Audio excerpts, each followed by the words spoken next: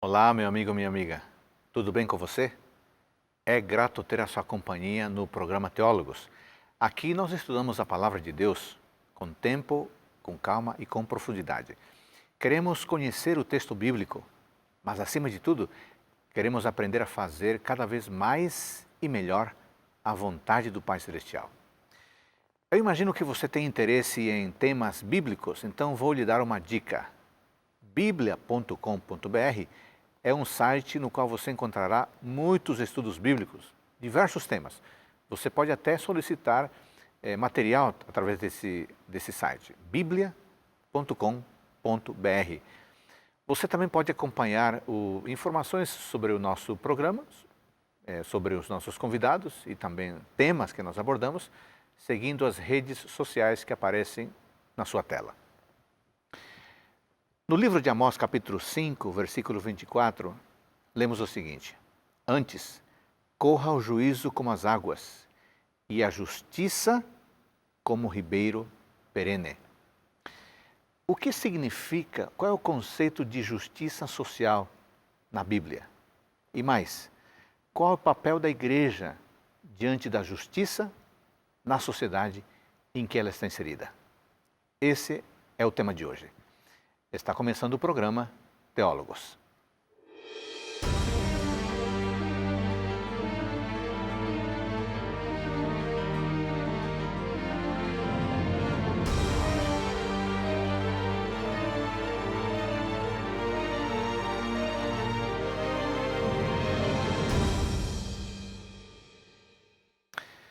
No programa de hoje vamos tratar do tema justiça social. É um tema altamente relevante para os tempos em que vivemos, tempos em que muitos de nós já experimentamos alguma maneira ou algum tipo de injustiça. Só que não vamos estudar esse tema à luz da Bíblia, à luz da Palavra de Deus. E para isso, temos dois convidados especiais. Eu quero dar as boas-vindas ao pastor Manuel Chaves. Muito obrigado, pastor, por você vir conosco e nos ajudar a compreender esse tema à luz da Palavra de Deus.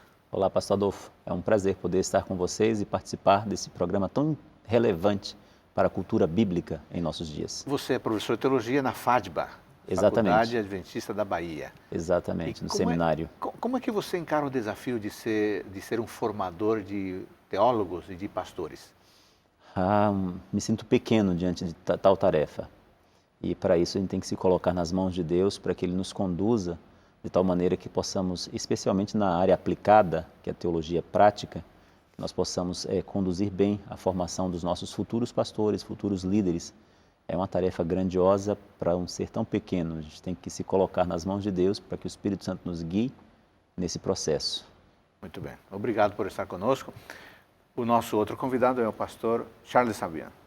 Pastor Charles, obrigado mais uma vez por tirar do seu tempo e estar aqui partilhando o seu conhecimento e nos ajudando a compreender o tema de hoje à luz da Palavra de Deus.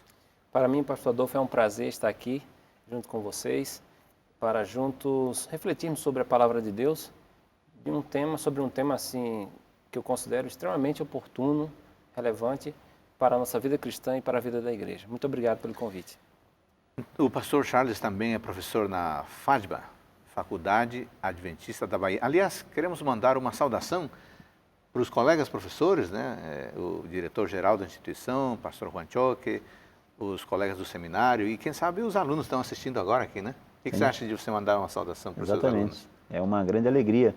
E para vocês que estão aí na formação teológica, nós queremos dizer que a busca do conhecimento bíblico deve ser constante na vida e vocês estão no lugar certo. Além de buscar o conhecimento intelectual, também buscar aliar isso à prática, né, para beneficiar outras pessoas. É um prazer e um abraço a todos os nossos alunos aí no Seminário Teológico e também na faculdade de uma forma geral. Agora, bom, para você também mandar uma saudação para os seus alunos aí que certamente também apreciam as suas aulas. Ok, então, meu abraço, minha saudação para todos os alunos aí do SALT, FADBA, que o Espírito de Deus continue guiando vocês, que vocês cresçam de maneira integrada com os princípios bíblicos, né? Crescendo de maneira completa. Que o Espírito Santo continue guiando os passos de cada um. Muito bem. A FADBA é a Faculdade Adventista da Bahia, um lugar muito bonito, um lugar onde não apenas se forma profissionalmente, mas um lugar onde se ensina um estilo de vida. Quer conhecer? Então assiste o vídeo agora.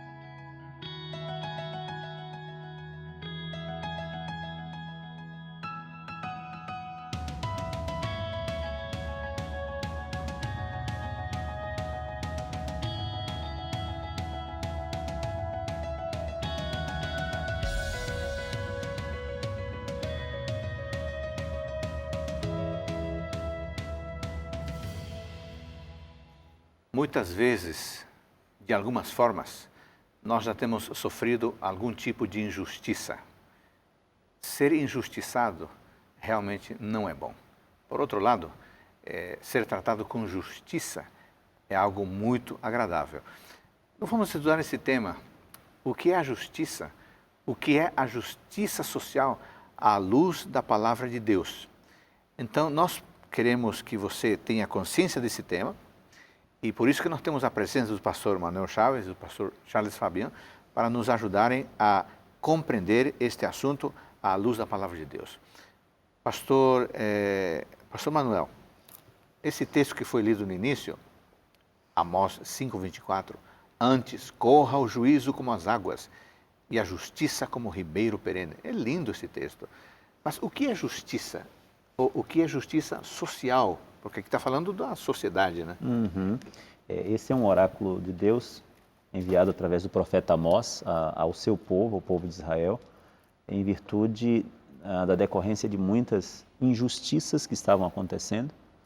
E Deus adverte o povo.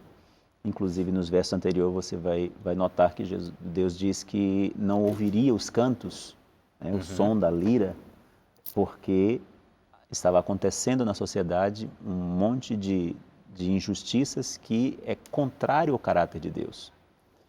Na Constituição do povo de Israel, se nós tomarmos o Pentateuco, nós vamos ver muitas leis que têm que ver com o regulamento social para que não houvesse diferenças. E, infelizmente, nesse período, a nação estava sofrendo com essas injustiças. E que tipo de injustiça era praticada naquela época para que Deus fizesse essa advertência tão séria contra o povo de Israel? Havia opressão, né? A escravidão, por exemplo.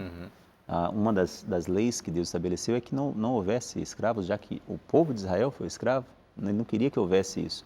Estava havendo a opressão, a escravidão, né? a desconsideração com o órfão, com a viúva. E nós não estamos falando de um povo de fora oprimindo, né? Não, dentro do seio do próprio povo que foi escolhido por Deus. E aí então Deus está advertindo claramente para que esse tipo de coisa seja corrigido, né? Agora, o pastor Charles, o que será que motivou a um povo que foi injustiçado por estrangeiros, o que motivou a esse povo praticar justamente o mesmo delito, o mesmo pecado? Okay.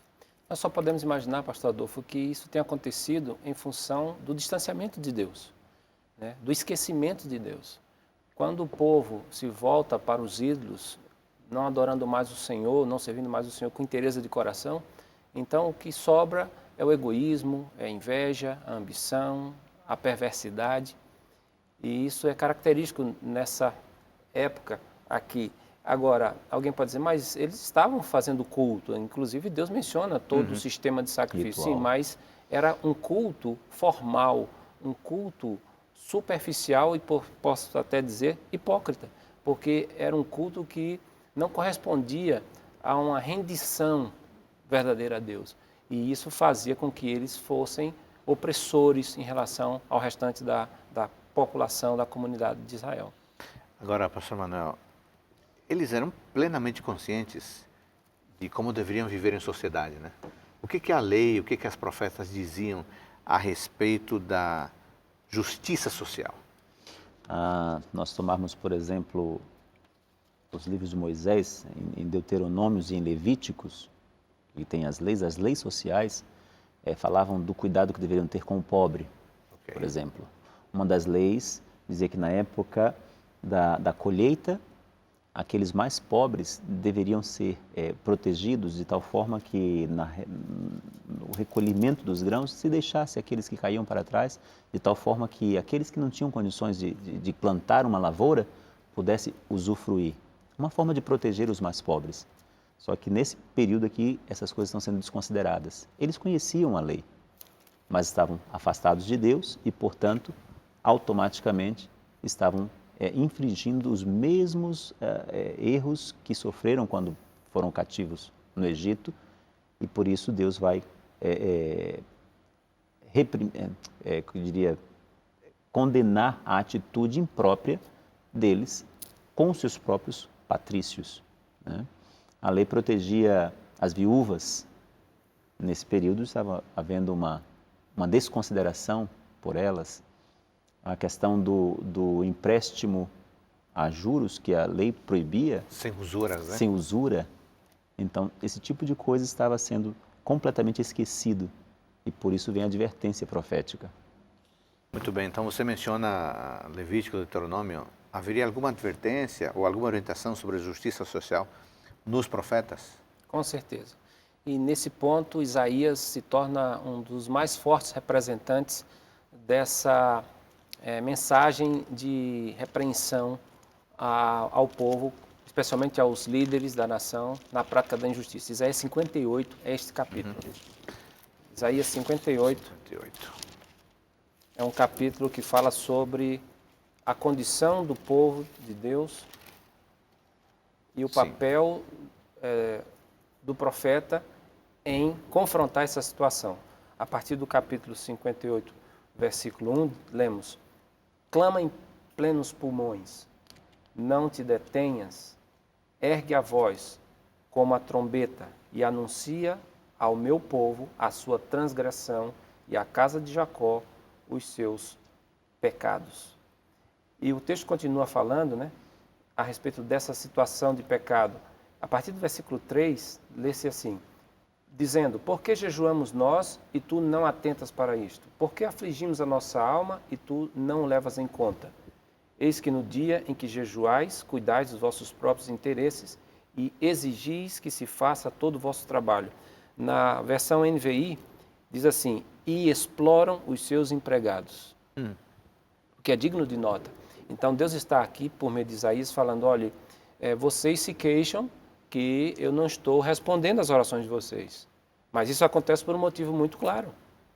Porque vocês estão explorando as pessoas. No caso aqui, os seus empregados. Então, era uma mensagem voltada exatamente para aqueles que estavam numa posição de mando, seja como membros da corte ou como empregadores, eles estavam explorando seus empregados. E isso chamou o desagrado divino.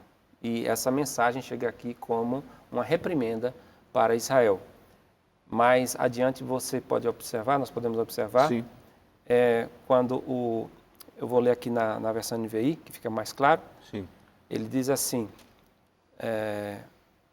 contudo, no dia do seu jejum, vocês fazem o que é do agrado de vocês e exploram os seus empregados. Verso 3, verso 4. Seu jejum termina em discussão e rixa e em brigas de socos brutais. Vocês não podem jejuar como fazem hoje e esperar que a sua voz seja ouvida no alto. Será esse o jejum que escolhi? Que apenas um dia o homem se humilhe, incline a cabeça como um junco e se deite sobre pano de saco e cinzas? É isso que vocês chamam de jejum? Um dia aceitável ao Senhor? O jejum que desejo não é este. Não é este, melhor dizendo. Soltar as correntes da injustiça, desatar as cordas do jugo, pôr em liberdade os oprimidos e romper todo o jugo?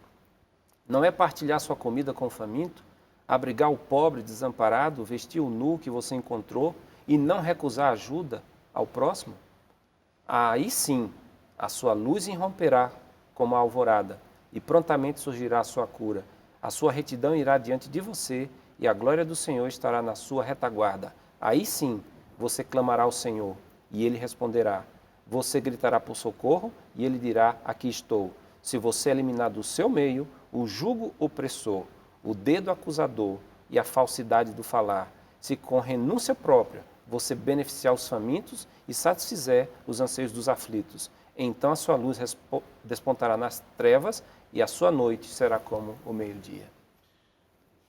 Muito forte. Isso demonstra claramente que havia um comportamento muito distante daquilo que Deus mesmo havia orientado, né?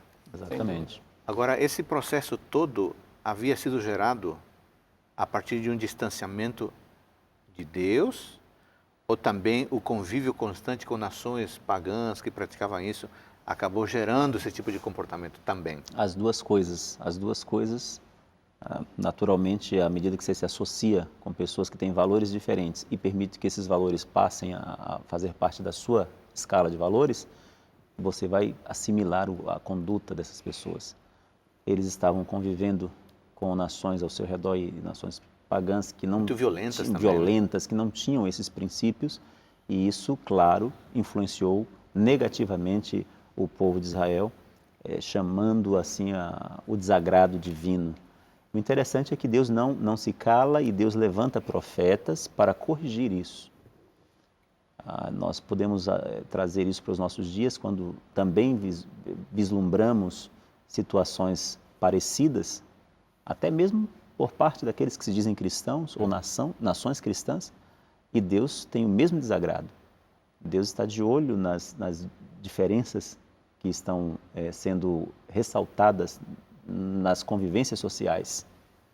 Então, hoje o mundo clama por igualdade social, por outras coisas, e a gente tem uma base muito sólida na Bíblia. E daí o levantamento do profeta para clamar contra isso. Né? Muito bem.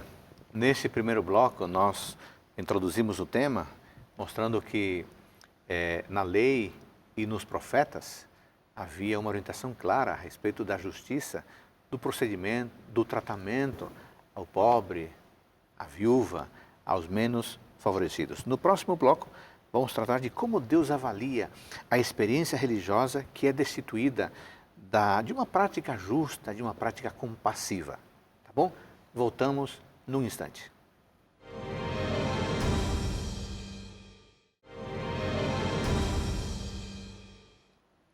No programa de hoje estamos tratando do tema justiça, justiça social. Estamos aqui com o pastor Manuel Chaves e com o pastor Charles Fabiano. Pastor Charles, diante de todo esse cenário trágico, né, onde a prática ritualística tomou lugar daquilo que era a vida comum de respeito a todos, qual é o papel da igreja nesse sentido? Há um texto impressionante em Provérbios 31, não é isso? Com certeza.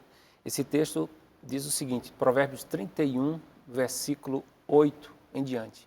Na nova versão transformadora, fale em favor daqueles que não podem se defender. Garanta justiça para os que estão aflitos. Sim, fale em favor dos pobres e desamparados e providencie que recebam justiça. Então, esse texto mostra que, de fato, a palavra de Deus pede que nós, como seus filhos, como filhos de Deus, nós não fiquemos omissos diante da situação de injustiça social, nem nos distanciemos para uma vida cômoda em que o problema do outro, enquanto for do outro, não deve me interessar. Pelo contrário, a gente deve viver uma fé ativa, preocupado com o bem comum, não apenas com o meu próprio bem. E isso seguramente está em harmonia com o Evangelho de Cristo, que falou de diversas maneiras que nós deveríamos praticar a justiça que excedesse a dos escribas e fariseus. E o próprio Cristo, quando inaugura o ministério público na sinagoga, em sua terra, ele usa o texto de Isaías. Né? Se tomarmos Lucas, no capítulo 4... Vamos ler esse texto de Lucas 4. Lucas, capítulo 4, versos 16 a 19. Sim. que O diz aí? texto sagrado diz: indo para Nazaré, onde fora criado, entrou num sábado na sinagoga, segundo o seu costume, e levantou-se para ler.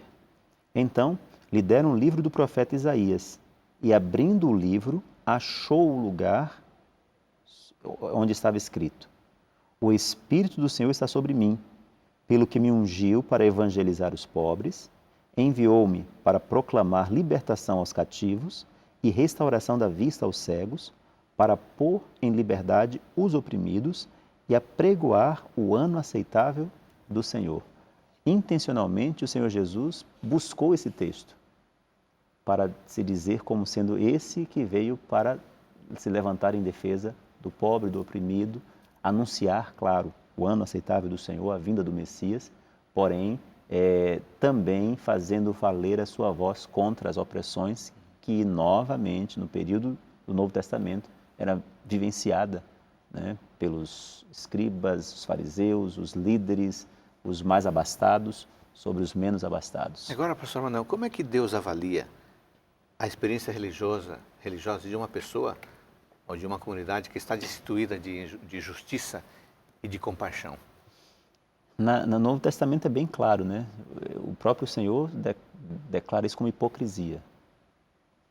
Porque a verdadeira religião nos leva para perto de Deus e para perto do próximo.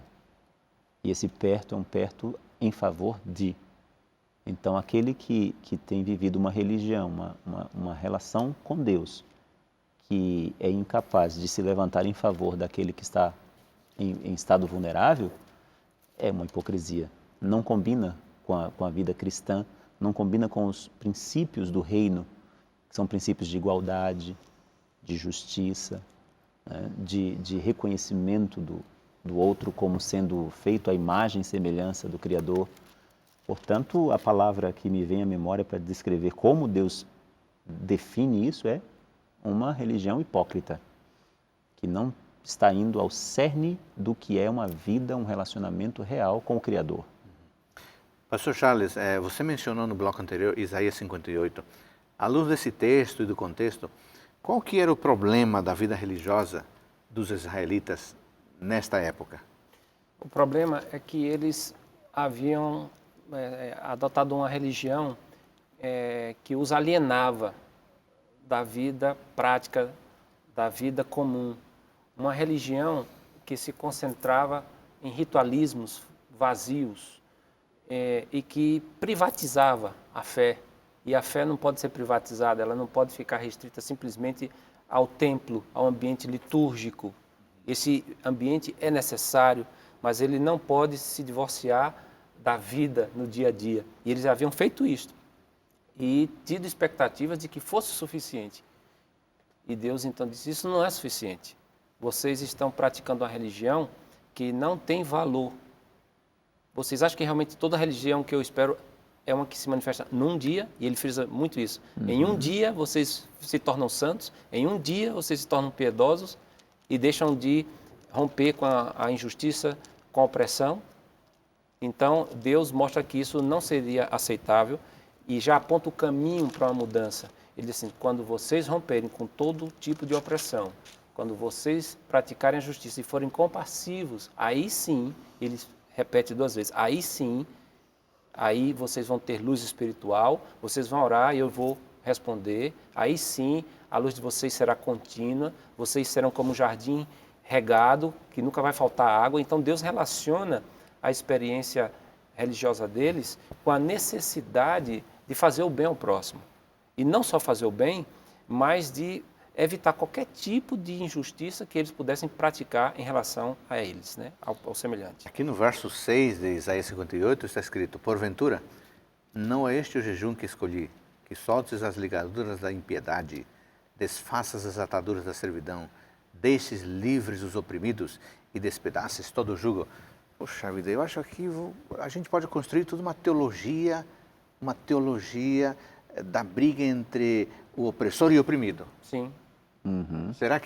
Será que seria justo agora então dizer, a partir desse texto, que vamos fazer uma luta armada, porque só pela luta armada nós podemos desfazer essas ataduras e vamos para cima de quem está oprimindo. É isso mais que Deus ou menos está o pensamento dos zelotes na ocasião. Mas não é isso que aqui está Mas dizendo, né? não é isso que está sendo dito aqui. Ah. Isso aqui está sendo dito a conduta pessoal, individual, em favor das pessoas. Tanto que, mais à frente um pouco, ele vai dizer, olha, se abrires a tua alma ao faminto.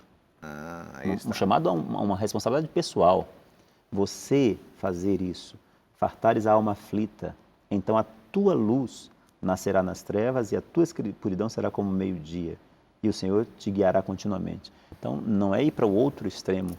Né? É mais ou menos o que o grupo de zelotes pensava, de instaurar o reino, a força, e talvez seja alguma das distorções teológicas que nós tenhamos nos dias atuais, em pensar que essa justiça social vai se cumprir plenamente na condição de pecado que ainda estamos vivendo nessa terra. E não será. Né? Exato. Tem um aspecto aqui que a gente realmente tem que frisar, é que essas mensagens de Deus, por meio do profeta Isaías e outros profetas, elas não devem ser utilizadas como uma ferramenta de revolução. Os cristãos piedosos ao longo da história cristã que se preocuparam em ter um mundo melhor, onde se houvesse mais justiça social, eles lutaram pela reforma e não pela revolução. A reforma é lenta, ela pede paciência, ela busca meios mais persuasivos e não combativos, enquanto que a revolução ela é impaciente. Ela diz temos que destituir agora, os poderes constituídos pela força. E essa não é a proposta que a Bíblia apresenta, seja no Antigo ou no Novo Testamento. Jesus mesmo disse, não resistais ao perverso. Vença o mal com o bem. Então, nós temos que buscar, sim, pensar em implicações que mude não apenas uma situação individual, mas uma conjuntura sociopolítica pelos meios legítimos. Nem todos nós somos chamados a ter uma participação ativa na arena pública, mas alguns filhos de Deus na história já tiveram esse papel, muitos reformadores fizeram isto, e a igreja deve sim pensar em fazer um bem maior, porque há um pensamento que diz, o que é melhor, tratar bem o escravo ou libertá-lo? Então nós temos que considerar que nós podemos fazer mais do que assistencialismo, nós podemos fazer mais do que serviço social, nós podemos também, como igreja, pensar em ação social. Isso é um processo desafiador, e eu diria, é difícil, mas é o caminho que a palavra de Deus, no meu entendimento, coloca diante de nós. Eu colocaria ainda um outro aspecto importante, que é não ser um mero espectador das injustiças. Né? Você tocou nisso aqui, aquele texto de Provérbios, na nova versão internacional, diz assim, olha, erga a voz em favor dos que não podem defender-se.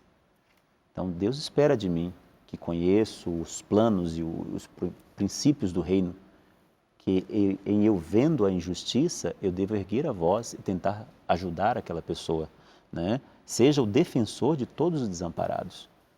Então, é uma responsabilidade pessoal.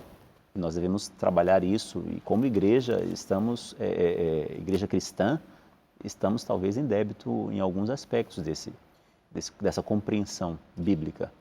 De alguma forma, a bem-aventurança de Mateus 5, 6, bem-aventurados os que têm fome e sede de justiça, de alguma forma isso aponta para esse perfil que Deus espera em cada um de nós? Creio que sim. O autor David Bosch, né, um missiólogo muito conhecido, me permite, ele fala algo muito interessante no seu livro Missão Transformadora. Ele diz, a relação entre as dimensões evangelísticas e social da missão cristã constitui uma das áreas mais difíceis da teologia e da prática da missão. Então, realmente, é complicado, é difícil manter o equilíbrio, mas nós não podemos nos furtar dessa tensão, né? Há uma tendência de termos uma interpretação puramente intimista, né? Somente eu e Jesus, né? O mundo vai se acabar mesmo, então por que me preocupar com justiça social? Né? Ele vai restaurar. Vai chegar um momento automaticamente. Exato, então não preciso me preocupar como as pessoas estão vivendo, se elas estão tendo uma vida digna, não preciso, porque é o Senhor que vai fazer isso, não sou eu. E o outro extremo é querer construir o reino de Deus aqui na Terra. por organização de movimentos sociais e algo do tipo. Nós temos que fugir desses dois extremos, né?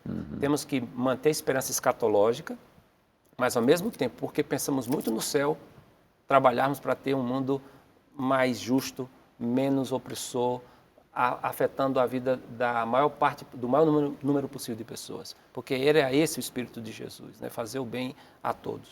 Voltando à questão da bem-aventurança, está relacionado e ela inaugura falando do bem-aventurado, aquele que promove a paz, né?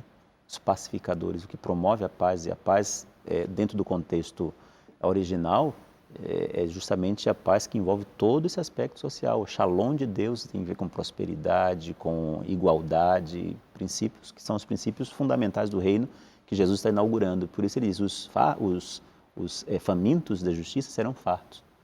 Então Deus, já no agir de Jesus, através da sua missão, já começa a fartar de justiça aqueles que estavam oprimidos. Aqui em Isaías 58:1, Deus diz, clama a plenos pulmões, não te detenhas, ergue a voz como uma trombeta e anuncia ao povo a sua transgressão e a casa de Jacó os seus pecados. Claramente Deus está ordenando a Isaías que seja um denunciante.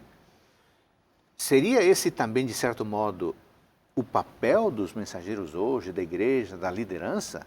Ok. Pastor, eu penso que aqui está um desafio para nós hoje, líderes da igreja, em relação ao nosso papel profético.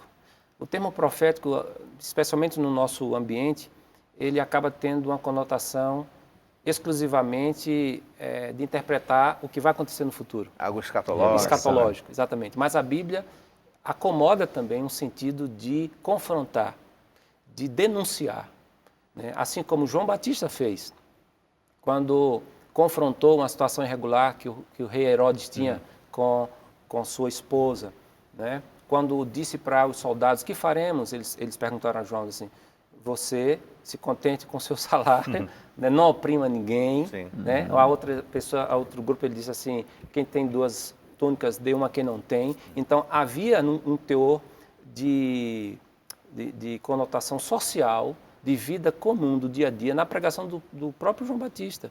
Então, hoje em dia, seria interessante a gente pensar como nós, pregadores, podemos relacionar nossa pregação, à luz da Bíblia, com a arena pública. A fé precisa ter uma implicação pública.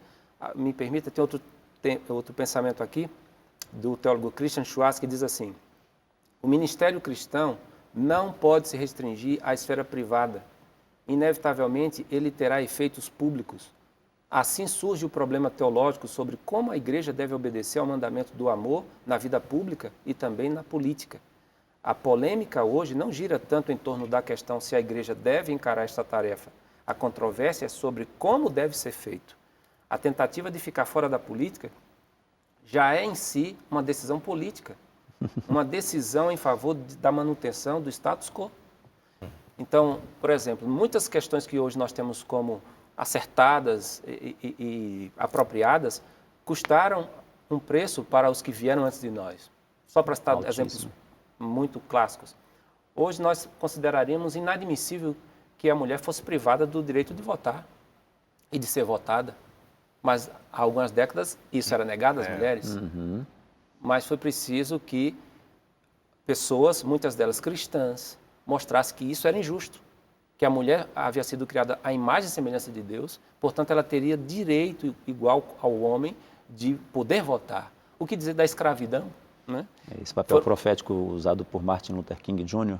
A luta pelos direitos civis, né? Dos negros, que hoje é global, mas um pastor que entendendo que tinha que ser um porta-voz da igualdade e usou da influência, né, de forma legítima, Exato. de forma pacífica, levando as pessoas a se conscientizarem disso e causou uma grande diferença.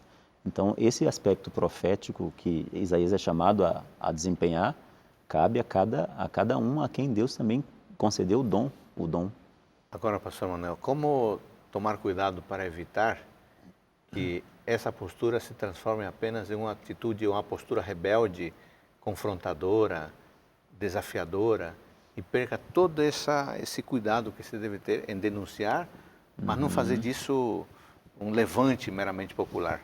Eu diria que o primeiro... Eu acho que esse tema merece um pouquinho da nossa consideração e eu queria voltar no próximo bloco com você. Ok. Tá bom? Nesse segundo bloco, nós tratamos de como Deus avalia a experiência religiosa destituída da prática da justiça e da compaixão. Nós vimos o papel que o próprio profeta Isaías desempenhou.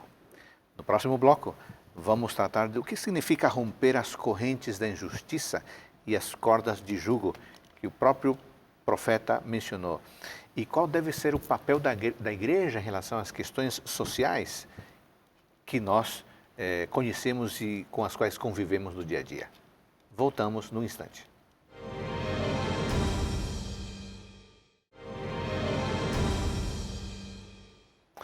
No programa de hoje estamos tratando do tema da injustiça social, à luz de Isaías 58, à luz do profeta Amós. No bloco anterior, pastor Manuel, ficou uma pergunta no ar. Como fazer para não incorrer no erro de transformar esse espírito de reivindicar apenas numa luta, numa rebeldia? Eu diria que o exemplo clássico para nós é Jesus Cristo, o nosso mestre. Ele veio e conviveu numa situação assim, denunciou de forma pública aqueles que oprimiam, acolheu e atendeu às necessidades daqueles que eram oprimidos e em nenhum momento se desviou, até do grupo de discípulos haviam aqueles que queriam que ele se autoproclamasse rei e tudo mais. Ele não aceitou, e ele disse, olha, né? o meu reino não é deste mundo. Ainda que eu esteja trabalhando em favor do bem-estar comum daqueles que vivem nesse mundo, e é para ser assim, eu ainda vou inaugurar o reino definitivamente. Então, eu penso que a visão bíblica, com o exemplo focado em Jesus, é o que vai nos ajudar a ter um discurso correto, coerente e as práticas também. E no momento em que eu passo a vivenciar isso, se eu sou um empregador, por exemplo, e vejo, pego o Sermão do Monte, o Sermão de Cristo, que tem ali os fundamentos do reino. E eu penso, poxa, eu preciso melhorar o meu trato com as pessoas a quem eu emprego. Eu começo a exercer justiça social de uma forma equilibrada. E se eu sou um pregador e um líder, eu vou vivenciar isso à luz da Bíblia e à luz do modelo, que foi Jesus, para evitar qualquer distorção, né? Isso vai ajudar conclusivamente a não entrarmos em discussão, até mesmo porque, como eu falei, plenamente aqui nessa terra, no contexto de pecado em que estamos, isso não será alcançado 100%. Agora, o novo céu e a nova terra, da qual a Bíblia faz menção, ele se inaugurará. No qual habita a justiça. No qual habita a justiça. Aí sim, todas as discrepâncias serão equalizadas, né? Pastor Charles, no verso 6 de Isaías 58 está escrito assim: porventura, não é este o jejum que escolhi, que soltes as ligaduras da impiedade, desfaças as ataduras da servidão, deixes livres os oprimidos e despedaces todo o jugo. O que é isso, despedaçar todo o jugo? Não é um estímulo à rebelião armada? Ok. É bom a gente lembrar que é muito comum na literatura bíblica, especialmente nos profetas, o uso de imagens, de metáforas, né? E uma delas é essa aí, um jugo despedaçado. Em Jeremias, o próprio profeta colocou um jugo sobre si, né?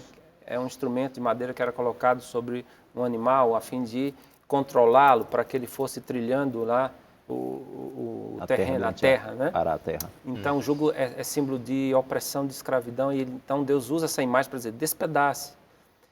Eu entendo que Deus não está pedindo que isso seja feito com violência, porque em outra parte, no profeta Zacarias, Deus diz assim, né? Não pela força, mas pelo meu espírito. E quando Pedro, querendo combater uma injustiça contra o próprio mestre, fazendo uso de uma espada, Jesus disse, Pedro, guarde, isso porque se você está usando da violência, você vai estar sujeito a ela. Então, nós não podemos fazer uso de ferramentas que o próprio Deus não aprovaria. E uma delas é esse espírito revolucionário que é tão comum na história da humanidade, do combate, do uso da força. Não. Mas o despedaçar esse jugo significa, primeiramente, ter consciência, procurar refletir a respeito disso, primeiro em nível pessoal. Porque é bem provável que quando nós façamos isto, reconheçamos que há em nós algum grau de opressão ou de espírito opressor que pode começar na nossa própria casa. Isso eu ia falar, porque estava pensando aqui, vamos para a rua para protestar contra isto, aquilo, injustiça, mas o meu espírito opressor que eu posso ter com o marido? O meu cônjuge. Ou a esposa com o marido, Exato. ou os pais com os filhos, ou os filhos com os pais. Um verdadeiro ditador em casa, né? Está oprimindo a família, né? Então, há muitos níveis em que a opressão pode acontecer. Agora, juntamente com esse exercício, essa reflexão pessoal, acho que com a comunidade cristã local, deveria ter espaços para pensar a respeito de como nós podemos contribuir para levar mais dignidade à vida das pessoas.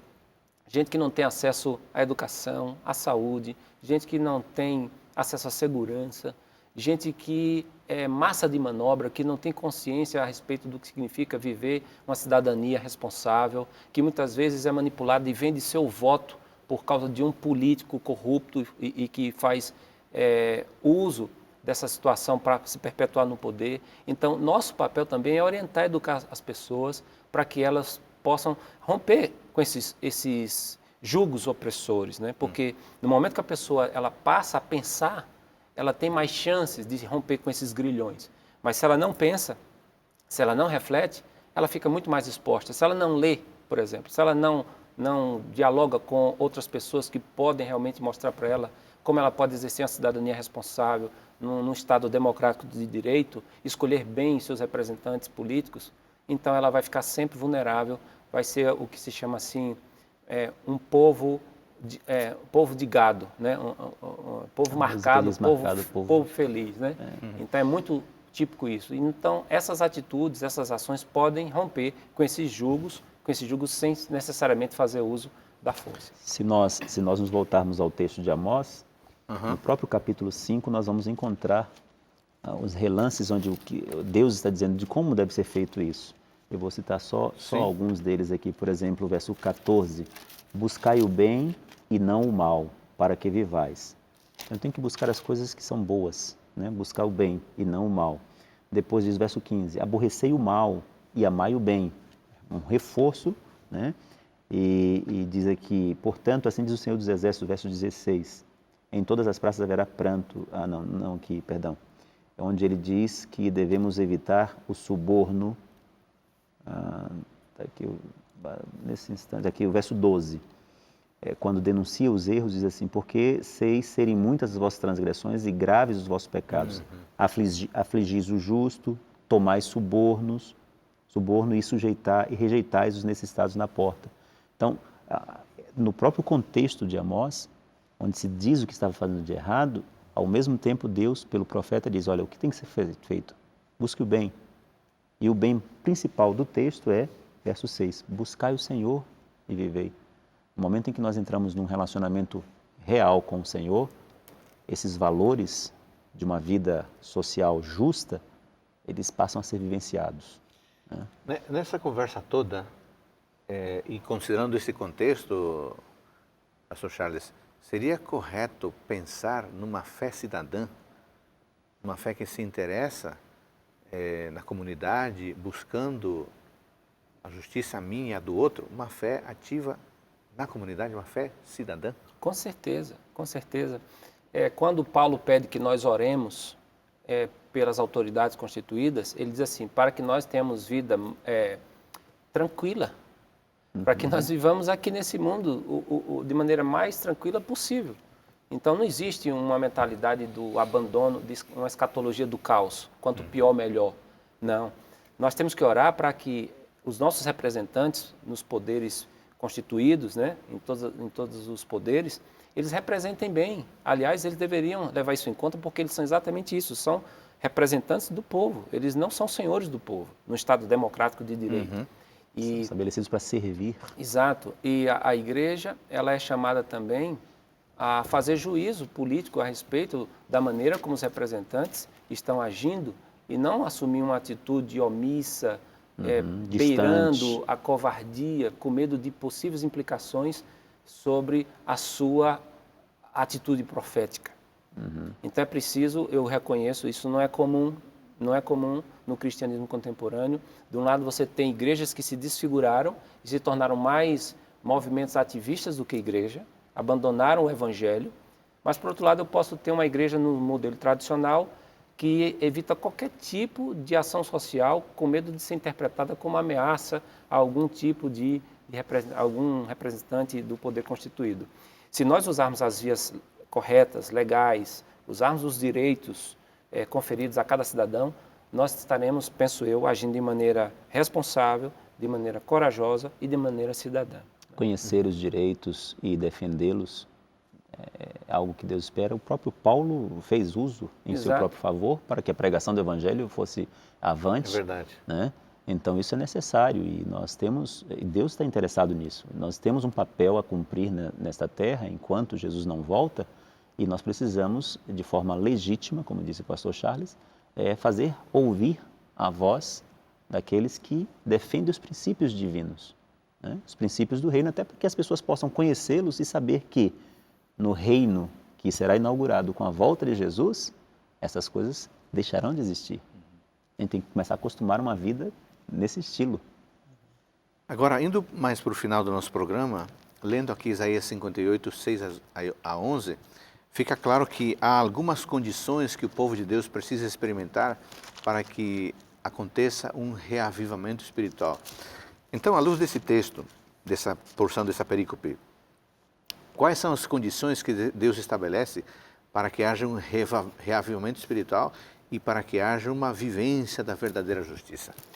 Olha, o texto, ele menciona que o reavivamento, ele vai começar a acontecer quando houver uma tomada de consciência por parte do povo, que diz ser povo de Deus, em relação à maneira adequada de tratar seu semelhante. Ok. Então, quando há essa tomada de consciência, Deus diz, então o caminho vai estar aberto para que vocês experimentem uma restauração espiritual. Quando ele diz, aqui por exemplo, porventura, Verso 7, não é também que repartas o teu pão com o faminto e recolhas em casa os pobres desabrigados, e se vires o nu, o cubras, e não te escondas do teu semelhante? E então ele diz, então romperá a tua luz como a alva, a tua cura brotará sem detença, a tua justiça irá diante de ti, e a glória do Senhor será a tua retaguarda. Então, fica evidente de que Deus está dizendo, olha, vocês querem realmente ter uma experiência profunda comigo? Então comecem a considerar o próximo. Não é possível que vocês realmente queiram ser pessoas que me representem, que sejam meus filhos e filhas. Que se esconde do e se escondem do próximo, tratam mal o próximo. Por exemplo, eu tive a experiência há alguns anos sobre um indígena que foi buscar ajuda numa igreja, num determinado local. Prometeram dar a ele ajuda e ele chegou no culto e ele foi simplesmente ignorado. E ao final do culto ele estava chorando, era um senhor, era um cacique convertido, um cristão também. E depois, quando eu e outros colegas nos aproximamos dele, ele disse assim, por que homem branco mente para índio? Por que homem branco mente para índio? E nós, como assim? Aí ele disse, homem branco diz que ajuda, que é irmão e chega aqui e não ajuda. Eu nunca esqueci aquela cena, porque na mente daquele índio que havia aceitado a Cristo, não havia coerência entre o que havia sido falado e o que estava sendo feito. Antes disso, muitos estavam querendo tirar fotos com ele, porque ele era uma figura interessante, né? Eu tirei foto com um índio, exótica, mas na hora de ajudá-lo, ele precisava de uma carona que levassem-no para a rodoviária e não apareceu ninguém. Então, são questões como estas que aconteciam também na época do profeta Isaías. Eles estavam fugindo dos necessitados. Não é meu problema, isso é problema do governo. Quando Deus está dizendo, o problema é seu irmão, seu semelhante. Então, são questões como estas que podem desencadear o verdadeiro revivamento. Há uma citação no livro Beneficência Social que diz que se nós fôssemos mais piedosos, corteses, amáveis, haveria uma centena de conversões à verdade, onde hoje é apenas uma. Então, viver esses princípios... É necessário, realmente, é fundamental. No verso 9, depois do profeta dizer, façam isto, apontar a verdadeira ação, no 9 diz assim, então clamarás e o Senhor te responderá. Deus está condicionando a resposta à oração a uma vida que respeite o outro, que justa. Como é que eu vou te responder se você não está prestando atenção ao outro? É isso mesmo? É isso mesmo, pastor. É Exatamente. isso mesmo. E eu acho que aqui está a explicação para muitos cristãos que querem questionar Deus assim, Deus se esqueceu de mim, Deus não ouve minhas orações. Eu ouço muita gente falar assim. E a vontade que eu tenho é perguntar, ok, e o que você está fazendo em relação ao semelhante? Já experimentou visitar um orfanato e ficar ali um pouco com as crianças? Já experimentou ir no hospital, numa prisão? Tente sair um pouco de si mesmo, né? Aliás, essas são questões que vão voltar no juízo, porque Mateus 25 mostra isso. Onde Jesus diz assim, estive preso e vocês não foram me visitar, estava faminto, vocês não me deram comida, não tinham o que vestir, vocês não me deram. Então, são questões tão sérias que Cristo as relaciona com o acerto de contas final. Então, não dá para fingir que isso é uma nota de rodapé, que isso não é uma questão secundária, é uma questão central. E no próprio livro de Isaías, essa relação de ser ouvido por Deus e essa injustiça que estava sendo praticada é apresentada no capítulo seguinte, capítulo 59, diz, olha, as vossas iniquidades fazem separação entre vós e o vosso Deus. É nesse contexto. E que iniquidades são essas? As injustiças, a opressão que eram praticadas pelo povo. É isso que está causando essa separação, essa alienação. Então, corrija isso, eu estarei com vocês e vou abençoar como prometi abençoar vocês. Muito bem. Em 30 segundos, pastor Manuel e depois pastor Charles, uma palavra a uma pessoa que acompanhou o programa, entendeu, mas que está sendo fruto de uma injustiça. Uma palavra para confortar o coração dessa pessoa. Eu diria, pastor, que você que acompanhou conosco esse tema tão importante e tem sentido isso, quem sabe uma opressão profissional, alguma questão de assédio profissional, primeiro, confiança de que Deus está vendo todas as situações. Ele está vendo a sua opressão, a sua dor. E segundo, Ele tem na terra pessoas, um povo, para te acompanhar e te apoiar. Eu diria, posso dizer em nome de todas as igrejas adventistas, nos procure, para que nós possamos buscar ajudar. E diria aos líderes, receba bem essas pessoas e vejamos o que podemos fazer para auxiliá-las. Confie que Deus, através de um povo chamado por Ele, vai atendê-lo. Pastor Charles, um recado bem rapidinho. Ok. Eu diria para você que está nos assistindo aqui, que se você é vítima de algum tipo de injustiça social, é melhor estar nessa condição do que estar como aquele que está causando algum tipo de injustiça social. Mas, obviamente, Deus não quer que você passe por isso. Mas meu conselho seria, vença perdendo. Vença perdendo. O que é isso? É você amar o inimigo, é vencer o mal com o bem e acreditar de que um dia Deus fará toda a reparação e trará à luz todas as injustiças e Ele sim será o verdadeiro juiz. Muito bem, amigos. Muito obrigado, pastor Charles, pastor Manuel, por nos ajudar a compreender esse tema. Deus não apenas é detentor de um discurso justo, Ele é a justiça em pessoa. Perto dEle, nós seremos libertos de toda injustiça que pode corroer o nosso coração. Obrigado por nos acompanhar, obrigado por estar junto conosco e esperamos você no próximo programa Teólogos.